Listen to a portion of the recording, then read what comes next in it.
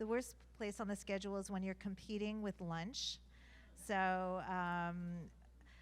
we will also be providing some food for thought, but please enjoy, and as people continue to trickle in.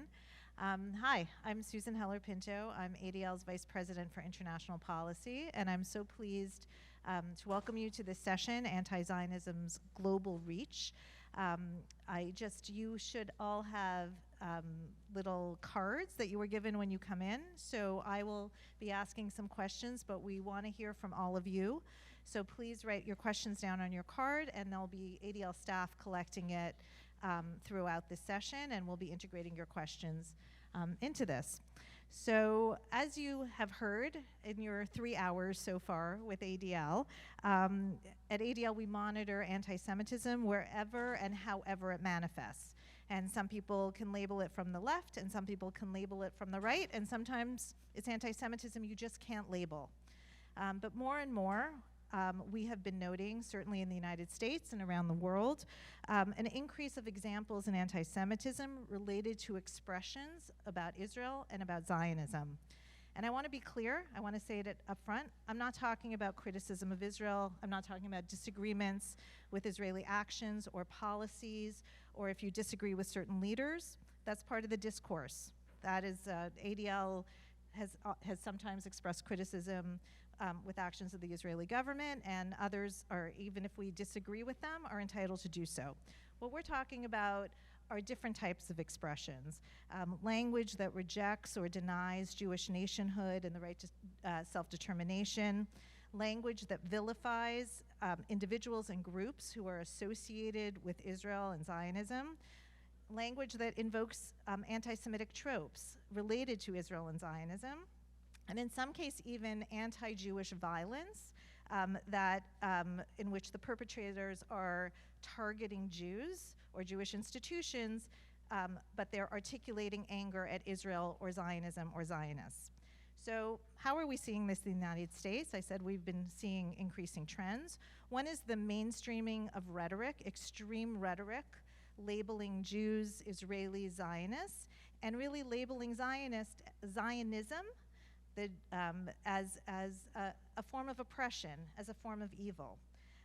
We have seen it, and you're hearing it at the morning plenary and the session right before in this room, through the exclusion of Jews from certain movements and certain spaces because of their perceived association with Israel.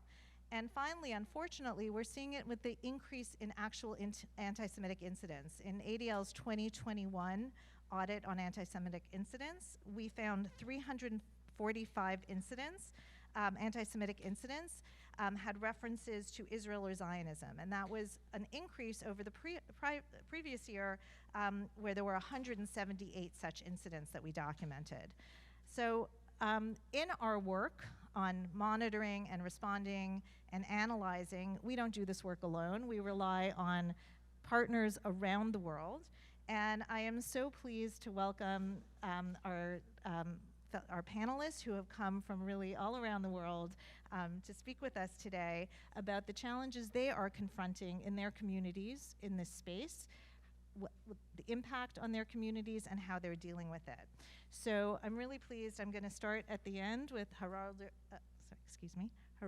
Gerardo Gorodischer, who is the president of the Jewish community of Chile, Avital Grinberg, the president of the European Union of Jewish Students, Richard Marceu, vice president external affairs and general counsel at CIJA from Canada, and Robert Ejnes, the executive director of CRIF from France. Thank you all so much for joining us today. And I'm going to jump right in. I'm going to start actually with Gerardo, because what we're talking about in the United States, it's been around for a long time, but I don't feel it has affected a Jewish sense of security. And I know in Chile, it's been an issue for a long time. So can you talk about what's happening in Chile and how it has affected the community? Okay. Good afternoon, everybody, and thank you to ADL to having me here. It's my second time that I'm assist this kind of event. The other one was in 2014. Just to put you in context, Chile, it's 18 million population, where there 18,000 Jews. 50% of them are institutionalized, the other ones not. They're outside of the borders of the community. And we are part of actually the community, the biggest community of Palestine outside of the Middle East. And today we have let's say in the political arena, very left side supporters that they are pro BDS and pro Palestine cause. Saying that, we have been suffering since many years ago the pressure of the Palestine community, mainly trying to mix and to put the fault in the Jews, what's going on with the government of Israel. And this is something that we have been living since 15, 20 years ago already. That has been increasing lately in the last 5 to 7 years with the new leadership in the political arena. Where we are looking at, and it's sad to say, I'm going to top down first from the president. The president of Chile, the current president of Chile, is a very young guy, 36 years old. He was indoctrinated by the Communist Party and pro-Palestine and part of the PLO in the Palestine community in Chile. Then sentenced like Israel is a genocide country or apartheid or whatever you can name it, in a Zoom that we did last year with all the community. Nobody was able to believe what they were listening in that Zoom, but that was the reality. But 2 years later, actually after that, we had some certain signs from the current president of Chile that something will happen, and he always has been saying that Israel is not respecting the human rights. After that, we have the parliament, a very big structure of parliaments pro-Palestine that they are presenting a lot of resolutions against Israel and pro-BDS. Some of the transversal political parties from the right to the left, because as I said, the Palestine community is around 400,000 and it's very wealthy community and supporting a lot of politicians. The big issue is the social media, which is something that is really unique. Actually, I'm not going to say it's unique. It's very terrible for everybody that is living there. Just a comment. 1 week ago, let's say a Chilean young lady that she discovered that his father was Jewish, and she became Jewish. She converted to the Judaism. She's an influencer. Okay, she lost 15,000 followers because she was Jewish and she was showing up picture from Israel. This is the kind of effects that actually I don't care about her numbers, but is the effect that is against a person that says openly that he's a Jew and is showing Israel. And at the universities also, we have the pro-Palestine community and the BDS supporting, which are affecting more and more every day to our kids or young people that are studying there.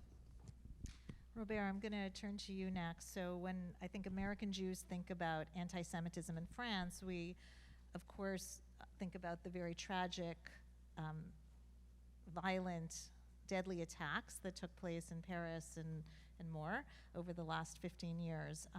So this is a different manifestation. Can you share with us what are you seeing in France and what is the impact? Thank you very much. Thank you very much for having me here. It's a pleasure to be here and to contribute to this event. France, as you know, is the second largest Jewish community in the world, and Jews have been in France for 2,000 years. So if one population have experience on anti-Semitism, you can count on us. We've had good times and we've had hard time in history. We have had good time.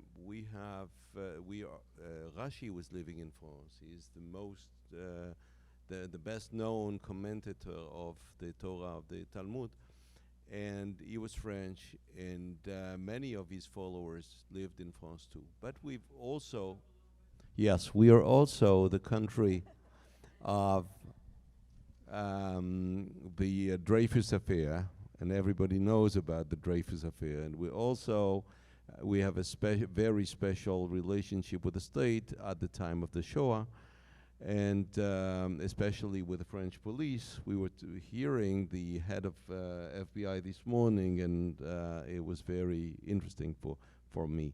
Let me come now to the recent years. In recent years, as you said, since 2000, we have a new surge of anti-Semitism. Anti-Semitism, which is very diverse, and we're here to speak about only one sort of anti-Semitism, which is the delegitimation of Israel. And it starts with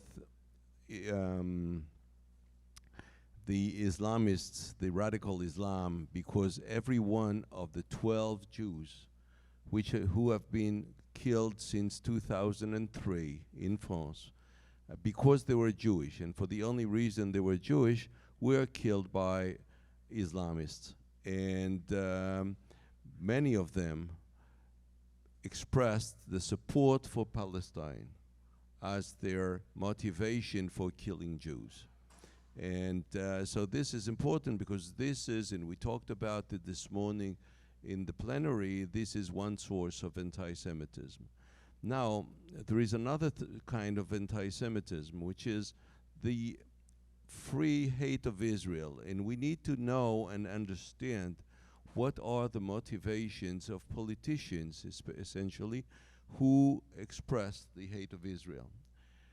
I will tell you two stories that happened recently. On October 14, we had a strike. We had a strike at the refinery, and we couldn't get some gas. In France, we had to queue for 4 hours to get some gas. Anyways, one of the leaders of the unions came after a week, only on the refinery spot. And he appears the first time. That's the first time that he's talking to the press. And what does he say? What are the first words? And let me take my notes. The first words are, I came as soon as I could.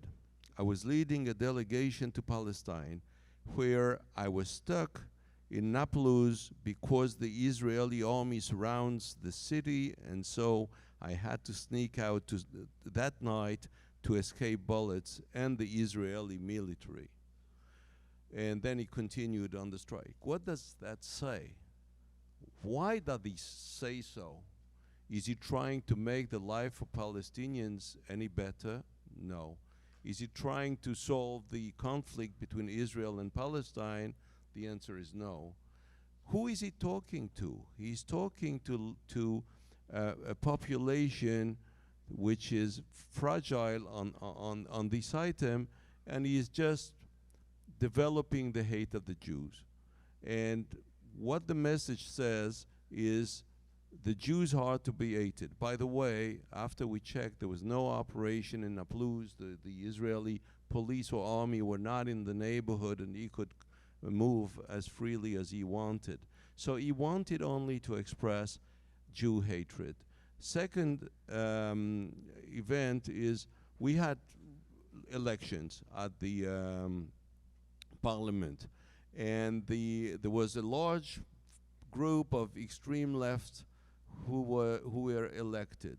And the very first text that they came out as proposal of vote in the French parliament was on Israel apartheid. We have a lot of problems. We have social, economical, financial, you name it. We have many problems as any modern democracy society. Why is the first text they come out with just to condemn Israel as an apartheid state?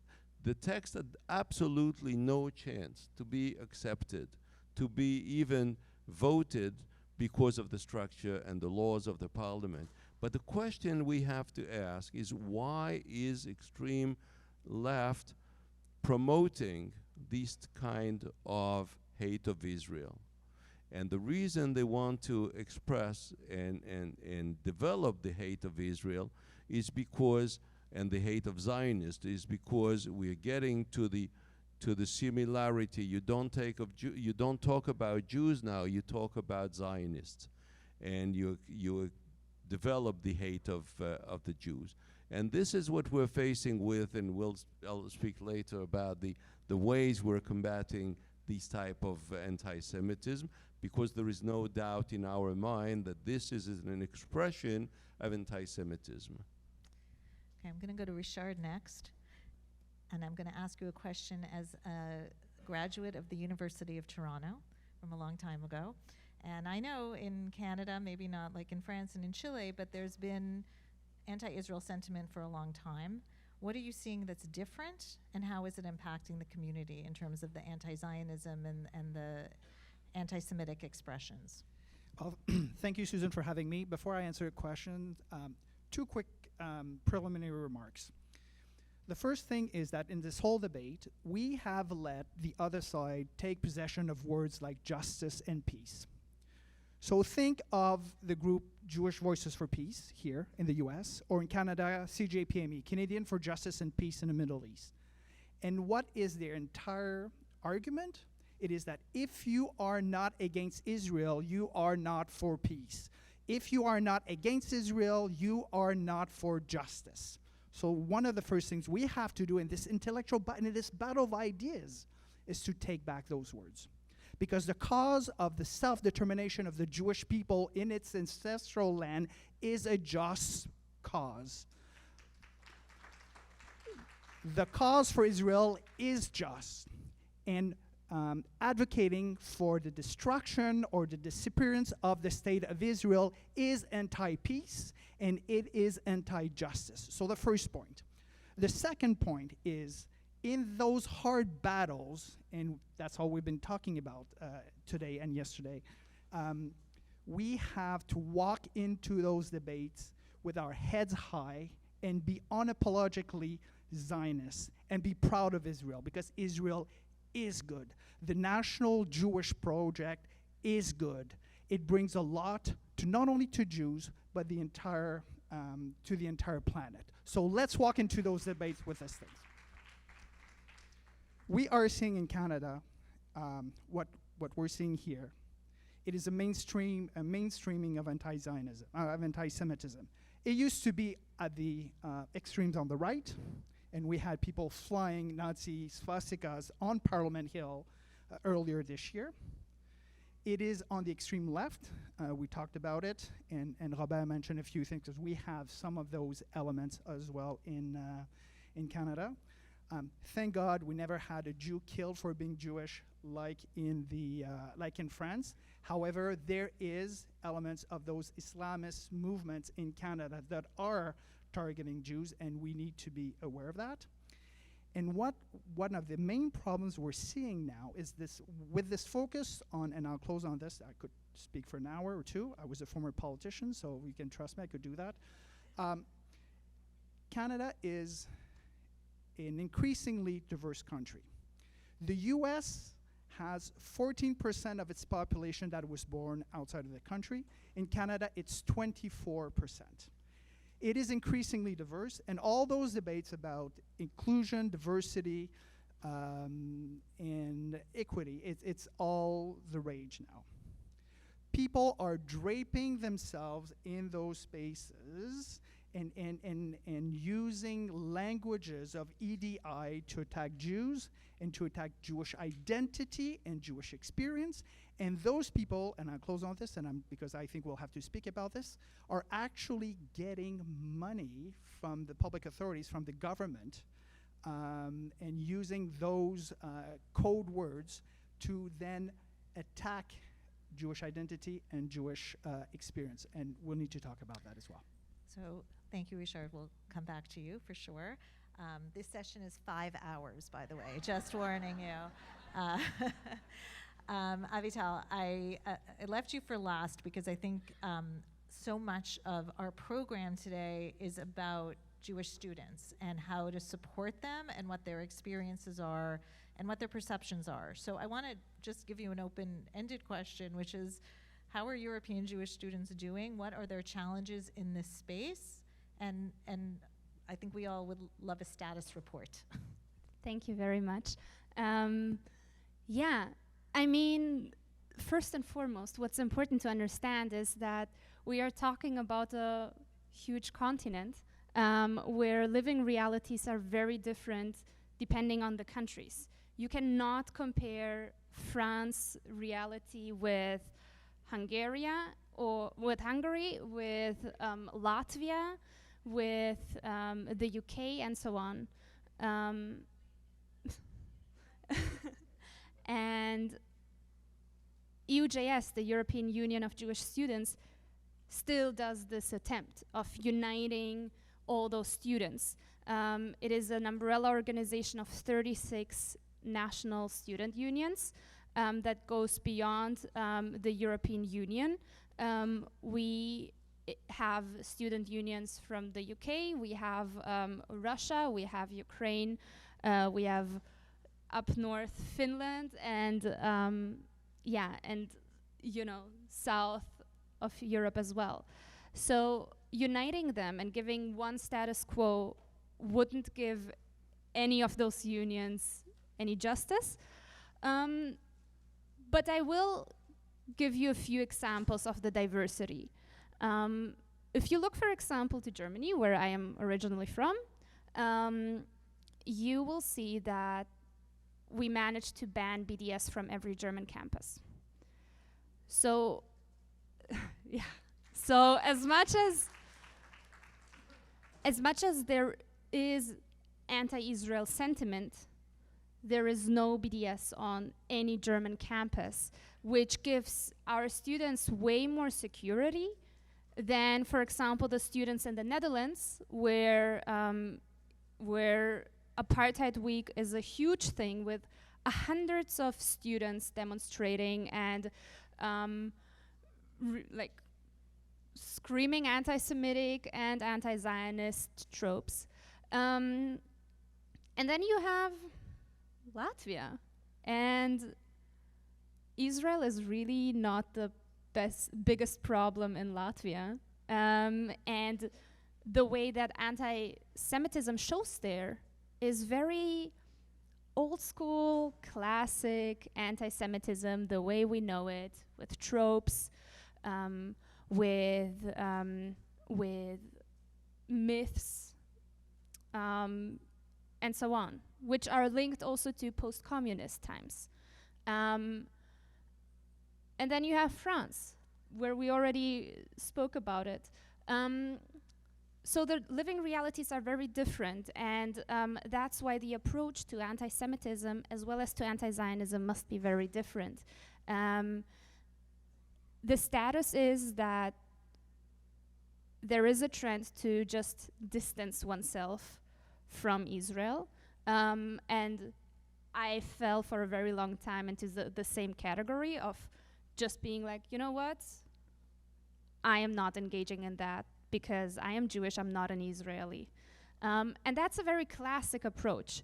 The thing is, we are, that's a very 2018 approach, not the 2022.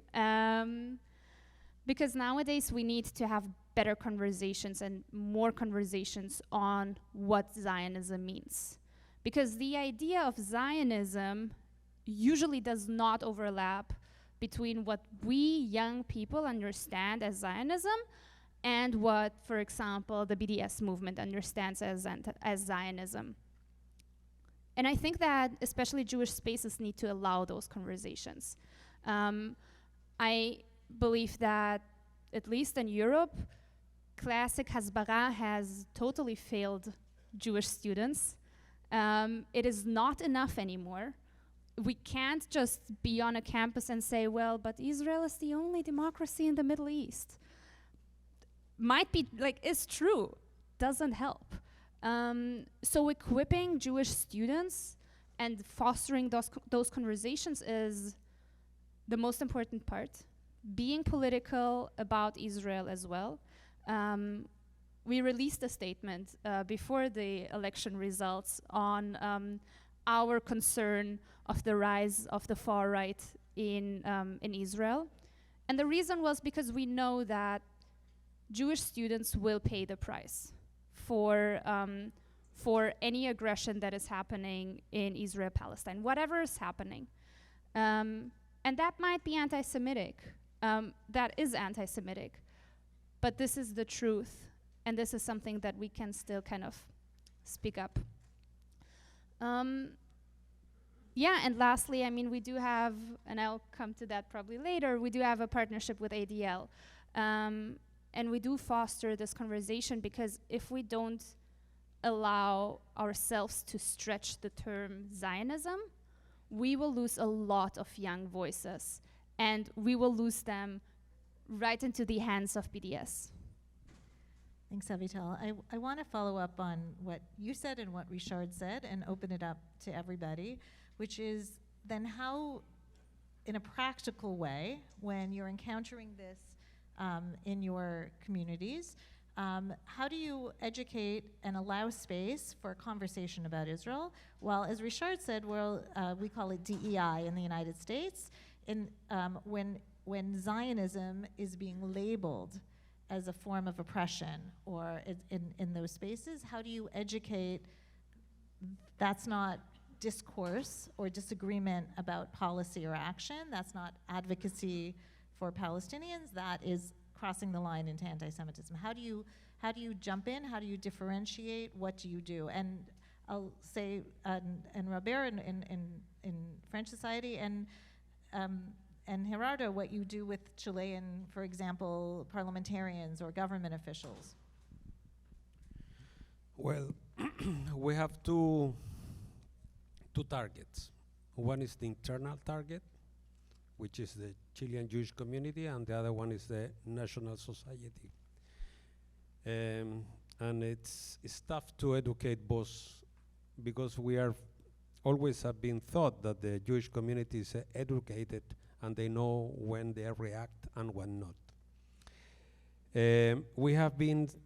This is not a job that only can be done by the local Jewish community. It also needs to be done by the representative of the State of Israel, and we need to work together in order to arrive to certain points. Saying that, we have been supporting Israel for many years, taking politicians like 40 per year to take them to Israel and to show the coexist and to show them now. I just came back with 8 senators, and we met with the president of Israel 1 week ago exactly, and to show them and to let them know that what is happening in Santiago in terms of the story that they are counting them and what is happening in the reality, it's completely different. We took them to school where we're voting last week, Tuesday, Arab Israelis, and they really were amazed. Also, we have a group, a very important group of deputies. There are 75 deputies over 150 that they are called Friends of Chile and Israel, as well the parliament senators that there are 28 over 50, which is a great job that we have been done. Also, being very proactive, what Israel can help to the Chilean society: health, cybersecurity, water, all many things that today is a very common needs for all the countries, especially for us. Then we are pushing and we are working with them. As far as we are talking of a positive Israel, everybody loves Israel. When it's happening with the Palestine issue, so something will happen in Israel with the Palestine, you need to understand that we are living like in Ramallah, but in Santiago. Then everybody goes up, and some leaders are on Twitter and the media, they are shouting out what's going on there. And even we had the experience that the president of Chile 1 month ago didn't receive the credential for the new ambassador in Santiago because there was a kid, 15 years old, that's the way that he says, was killed by Israel army because whatever. And the poor guy that he died, and I'm saying that it's a poor guy that he died, but it was a terrorist, not a poor kid. And he made a tremendous problem, diplomatic problem, that almost, actually not almost, damaged 70 and something else years of friendship of Israel and Chile. Then it's something that we are working, and we are investing, and I think that the Asfara, as you said, is over, okay? And the best thing is to show Israel in the part of that we can offer services that Israel can transport to knowledge, technology, health to the society. It will help a lot. And also to bring the people to Israel and to see that the coexist is real. Wishar, do you want to go next? And then Robert? Okay, two quick things. It is for Jews to define our Jewish identity. No one else.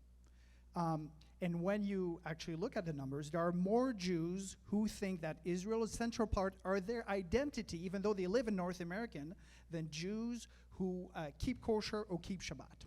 If somebody was to say we're banning kosher food or banning the Shabbat, people will say, well, that's anti-Semitic. So why is it that when Israel or attachment to Israel is attacked, this would not be an attack on Jewish identity? That's the first point. The second thing, picking up on what you said about BDS, BDS is not about Israel. You go there, you go to the streets of Israel, speak to any Israelis, they don't know what BDS is. You see the country's booming, the economy is developing. The issue is putting pressure, especially on Jews on campus here, to try to distance them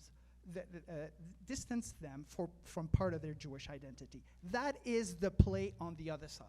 It is to weaken Jewish identity here and consequently Jewish support for the state of Israel. Those are things that when we look at this strategically, we have to keep in mind. Yeah, I'll go a bit further than what Richard just said.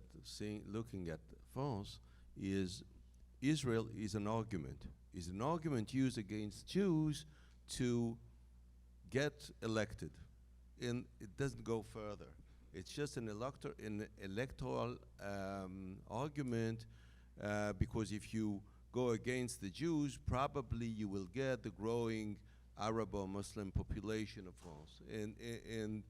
And this is definitely anti-Semitism, and we don't discuss this. Second point I wanted to make to Avital, our enemies do not need arguments to hate Israel and to hate the Jews.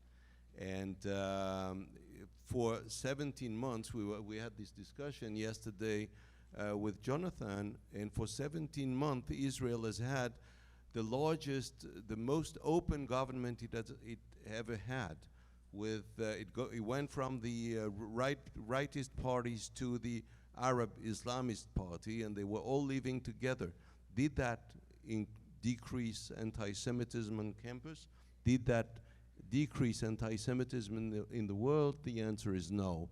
And basically, whatever Israel does is not that important for the anti-Semites. And I'll tell you at the end what somebody said a long time ago on anti-Zionism. What we do now, to answer your question, what we do with the French society, of course, we talk to the political power. We talked to the President of the Republic, and he's very positive, and he says anti-Zionism is the new anti-Semitism, and he accepts the IRA definition. So does most of our elite. We basically have no problem with the elite of our country in France. The question is on the population, because when you look at the population and you survey the population, you see that about 10% of the population is favorable to Israel. And for whatever reasons, way above the Jewish population of our country, which is less than 1%. Second, we're 15% who are totally against Israel, whatever the reasons. But we have 75% who have no opinion. Basically, they don't know. And they don't know because they are ignorant and because they've not been educated on the subject. They don't have our sensitivity on the subject of what's happening in Israel, between Israel and Palestine, and what is the government of Israel being composed of, and we need to educate. So we have our real challenge is to educate. And the best way to educate is not to talk about Israel, is to take people to Israel.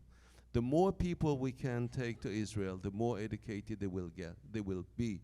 Why? Because they have a feeling that in Israel you get boxes. In one box you have the Haredim, in the other box you have the secular Jews, in the other box you have the Arabs, in the other box you have whatever. And basically when they set foot to Israel, they realize everybody lives together and everybody is building this wonderful country which is Israel today. And it's not, and it really destroys all their tropes on the vision they have of Israel. And this is why we promote very much the fact that people go to Israel, because we believe Israel is the best argument for Israel. Avital. Yeah. Let me give a little bit of an introduction into young Jewish identity, at least in Europe, and kind of like incorporating some things that have been said. Young Jewish students have a campus reality and have a reality of their everyday life, and they have a virtual reality. Social media became a central part of the reality. You can't divide it anymore, because with my phone I'm in my class, I'm on the train, I don't know where. It's all like all my communication is happening through my phone, through my social medias. My university talks to me through social media. I see what's happening. Like, this is my source of news. This is my source of everything. So yes, anti-Semites definitely don't need a real reason to be anti-Semitic, but they definitely use reasons when things are playing actually into their cards. And then it's the time that becomes really dangerous for students, because it's one thing that at university we want every student to develop and to grow and to nourish their political views, their identity. It's, to a certain extent, it's always good that people will be challenged in their initial political views. It's good that in the ideal world, this is something that happens in universities. The problem is when it goes on the cost of safety. And that's when the conflict that is happening affects Jewish identity, because that plays into the fact that consequently 1/3 of European Jews do avoid going to Jewish events out of safety reasons. That's why over 70% do see a rise of anti-Semitism and are scared. And that's because is endangered. And yes, there are always people that don't like Jewish students, but the moments when they really get beat up is unfortunately in heated moments. That's my first point. And my second point is that someone whose reality is also so close to social media and whose education is so close, so intertwined with social media, this is like emotionally draining. And this brings young people into burnouts, into devastation, into depression, and seeing anti-Semitism and anti-Zionism online, even like from your friends and so on, this is what destroys the youth, and this is what ultimately destroys their self-identification, their belief in their Jewish pride, and so on. And the biggest challenge is actually counteract and give them still something that is worth holding tight to, in order to actually not just see yourself as just like constantly, you know, having like the shitty card. You need to give them a better narrative and something to celebrate, and something good about themselves. And it doesn't need to be Israel, because also the nice video of Israel that will show how beautiful Tel Aviv is will not save their identity. So one of the things that Avital said to me is crucial. Little story, May 2021, the flare-up happened. For the first time, we had parents. Remember, we were all at home and on computers all the time, and we had parents calling us, panicked, saying, what can you tell us to do to help our kids who are seeing all this anti-Jewish hate online? So we actually had to give training not only to the kids, but to the parents to help their kids. It was to the point that one person's daughter, 6 years old, was told, 6 years old, I don't want to be in a class with a Jew. So that's the kind of thing that we're seeing, and it came from online. And then it leads to, I guess, the session that's right beside us, which is the role of social media. They have been monetizing hate online. They have to be taken to task for their responsibility in spreading hate against Jews, against black people, against indigenous or Native Americans, LGBTQ2+ communities, etc., etc.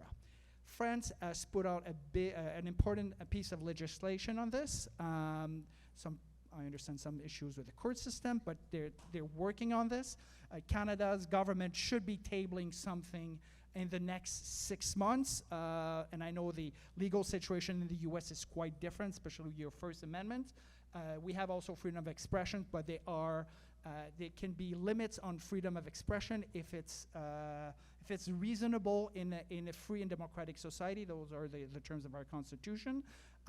But if I were to give what is our next target, this is taking tech and social media to task and make them responsible for the hate that they're bringing, because what happens online does not stay online. Robert, you want to add Yes, something? and this is a fight we need to really fight in every single country.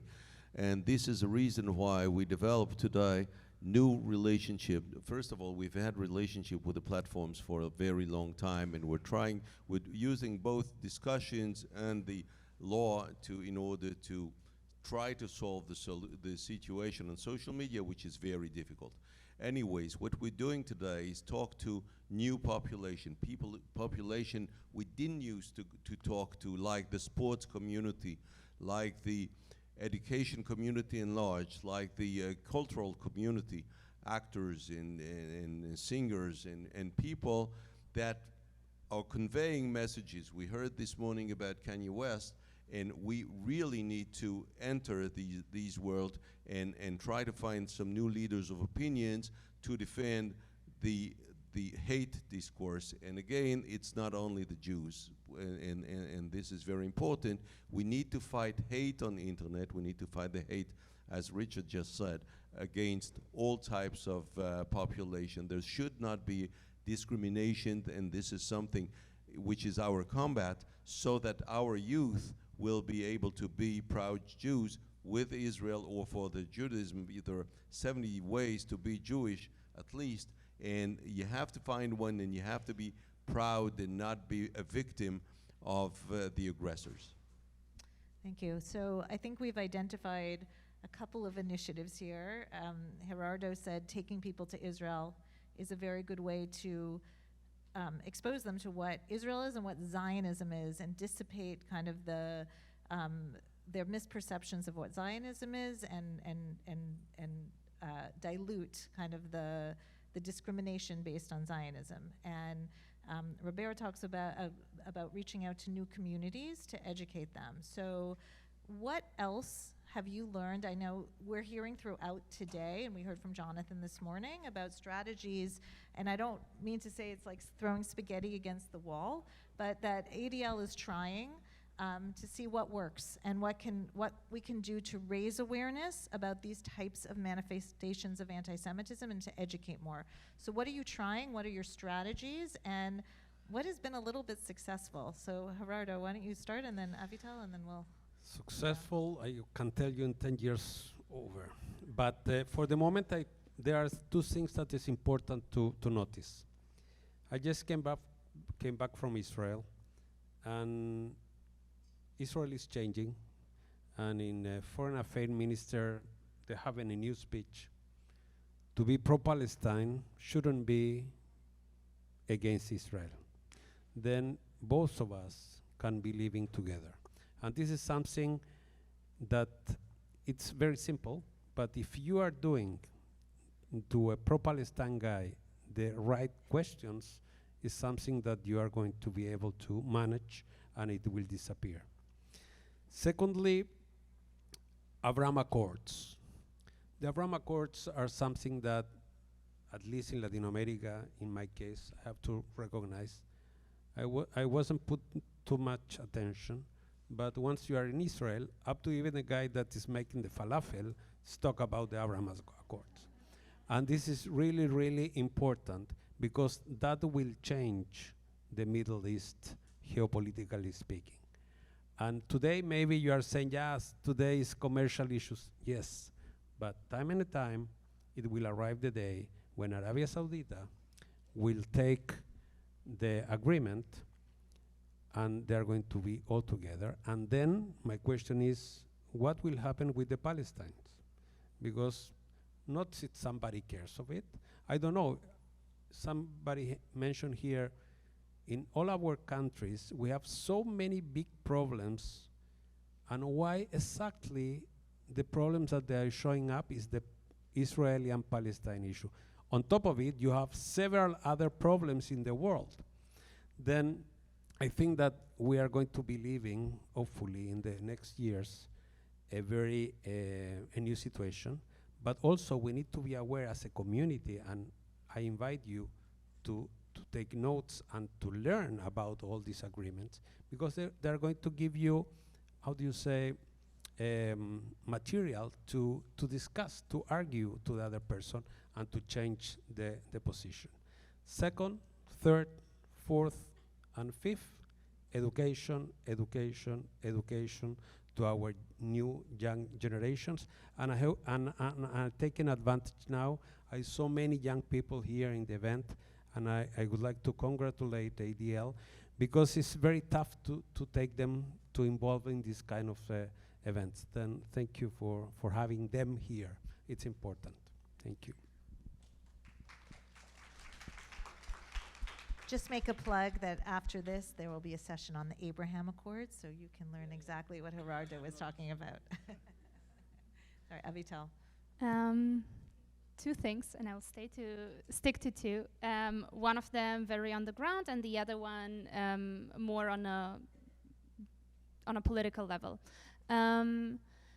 EUJS has been doing trainings together with ADL on training trainers to then train Jewish communities, Jewish youth and Jewish teenagers, Jewish students and young adults on anti-Semitism and on anti-Zionism. Across Europe, I think we reached 9 countries with 14 trainers, and this year, just till now, we trained till over 650 people. This is an amazing success for the two of us, for ADL as well as for EUJS, that was mainly responsible to actually make it approachable to Europe, because ADL had those systems. They needed to be in place for Europe. We are also training non-Jewish young professionals and students that are in political spaces on anti-Semitism as well as on remembrance. Why it is important is because EUJS can't go from school to school across all the 36 countries, but what we can do is we can train the young Greens, the young liberals, all kind of minorities that do have an organization. And my other approach is the political one. As a partner of the European Commission, we were very strongly involved in developing the EU strategy on combating anti-Semitism and fostering Jewish life. This strategy will hold countries accountable to have a special envoy to kind of like decrease anti-Semitism, increase the flourishing Jewish life. And the good thing is that we see now is that by now 14 countries have now their own national strategy, and 8 are in the making. And why it is important is because the stronger our points are, and the stronger we can advocate to governments and to relevant institutions, the more those things will be implemented. And the more we will see kind of like results also coming from the top. And ideally, we will then see if we take the trainings kind of on just like normal civil level, and we work on the political level, that at some point it will meet. And then we can actually make sure that anti-Semitism and anti-Zionism have no space. And it's so important that students are making that case. So thank you. So, Susan, so yes to what was said. That is, yes to education, yes to taking people to Israel, yes to lobbying members of parliament and presidents and prime ministers, and yes to working in partnerships with all the other groups, and yes, and you know, I'm looking at you, Susan, but in fact, I'm looking at this crowd, and ADL is the gold standard, and you guys are doing, and you, not only the organization, but people who make up this organization do an amazing work. I did not pay him any money. So yes to all this, and because of this, I'll give you maybe one suggestion, because I feel the tremendous energy that this convention.